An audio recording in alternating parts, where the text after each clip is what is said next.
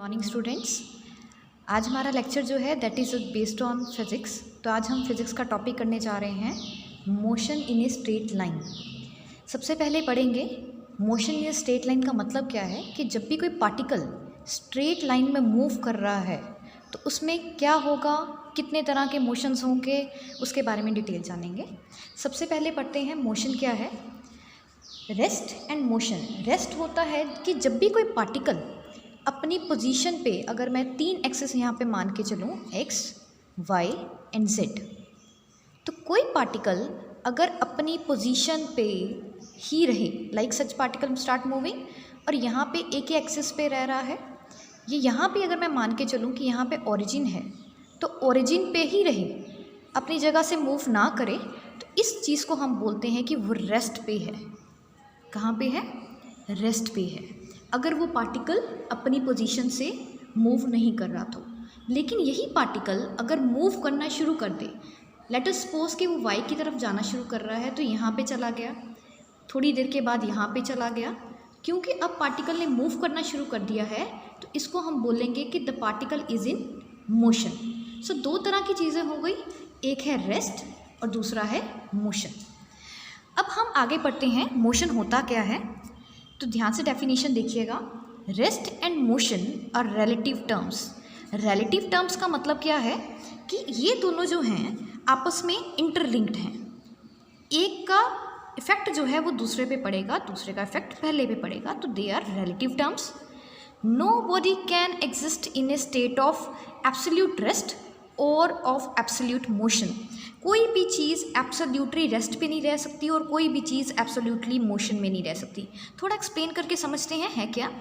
Absolutely rest का मतलब है कि कोई चीज़ रेस्ट पे है। लेट अस सपोज एक फ़ैन है, एक फ़ैन चला रहे हैं, तो क्या वो सारा दिन फ़ैन जो है वो रेस्ट पे ही रहेगा? कभी नहीं चलेगा। ठीक है, तो कोई भी चीज़ एब्सोल्यूट रेस्ट पे नहीं चल रही। हमारे let us suppose second example लेते हैं, इस केस में एक बाइक की। हमारे सबके पास एक बाइक है या कोई कन्वेंस है, तो क्या बाइक रेस्ट पे ही रहेगी? कभी हम स्टार्ट करेंगे तो स्टार्ट नहीं होगी।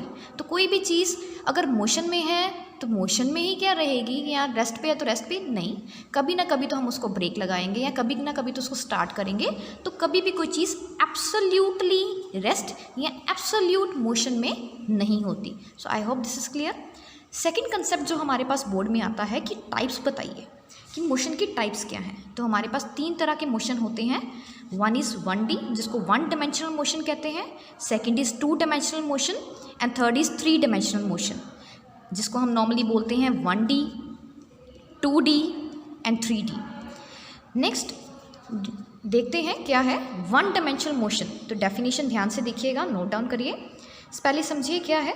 The motion of an object is said to be 1 dimensional motion. एक मोशन को हम कब कहेंगे कि 1 डायमेंशन है? If only 1 out of the 3 coordinate. तो ये वर्ड को ध्यान रखेंगे 1। हमारे पास 3 कोऑर्डिनेट हैं, x, y और z। 3 कोऑर्डिनेट्स में से बस एक कोऑर्डिनेट जो है वो वर्क कर रहा है। लेट अस सपोज कि हमारे पास 3 कोऑर्डिनेट थे x, y और z, उसमें से एक पार्टिकल है यहाँ पे था, तो वो एक जगह पे एक पार्टिकल यहाँ पे था और अब वो एक जगह से यहाँ से चलना शुरू कर दिया, उसने x एक्सिस पे चलना शुरू कर दिया। क्योंकि वो एक ही एक्सिस पे चल रहा है, इस तरह के मोशन को हम बोलेंगे 1 डायमेंशनल मोशन।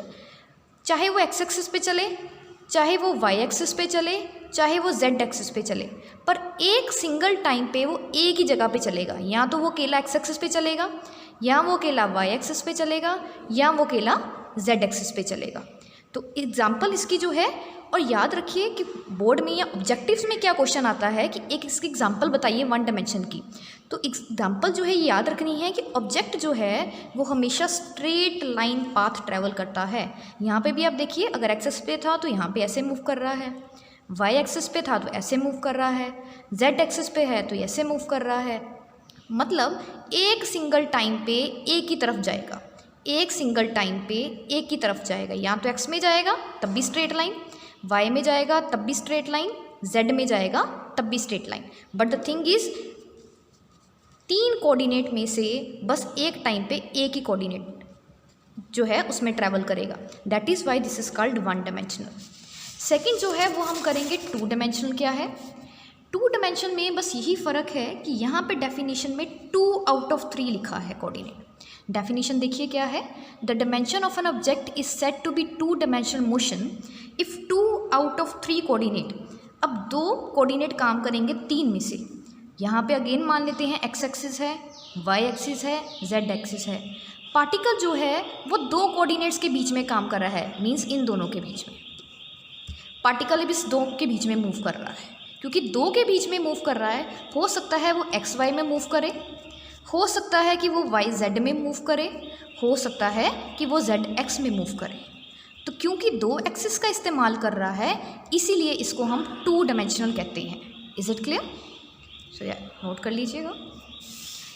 थर्ड हम करेंगे 3 डायमेंशनल। 3 डायमेंशनल में भी बस इतना फ़र्क है कि इसमें 3 के 3 कोऑर्डिनेट्स काम कर रहे हैं। मीन्स अगर मैं यहाँ पे ग्राफ बनाऊँ तो एक है एक्स एक्सिस, एक है वाई एक्सिस और एक है जेड एक्सिस।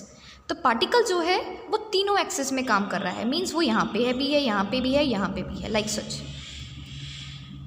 एक्स में भी काम कर गया, वाई में भी काम कर गया, this was the Y axis, और वो जेड में भी काम कर गया क्योंकि वो उसका लिंक तीनों के साथ है। दैट इज़ वाई इसको हम क्या बोलेंगे, 3 डायमेंशनल। एक्स में भी चल रहा है, वाई में भी चल रहा है और जेड में भी चल रहा है। इसकी बेस्ट एग्जांपल जो बहुत ज़्यादा ऑब्जेक्टिव में पूछी जाती है, ऑब्जेक्टिव के क्वेश्चंस में भी आती है, वो ये है कि इसकी एग्जांपल बताओ 3 डायमेंशनल की। तो 3 डायमेंशन की क्या एग्जांपल बताएंगे, ऑब्जेक्ट मूव इन स्पेस। जब भी कोई, अब एग्जांपल ले सकते हैं एरोप्लेन की। एक एयरप्लेन है जो एयर में जा रहा है, तो वो नोट करिए वो किसी भी डायरेक्शन में मूव कर सकता है, राइट। तो किसी भी डायरेक्शन में जा सकता है, किसी भी तरफ मूव कर सकता है, एक्स में भी जा सकता है, वाई एक्सिस में भी जा सकता है, जेड एक्सिस में भी जा सकता है।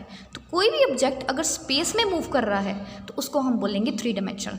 आई hope students it is clear to you what is motion, what are its types with example.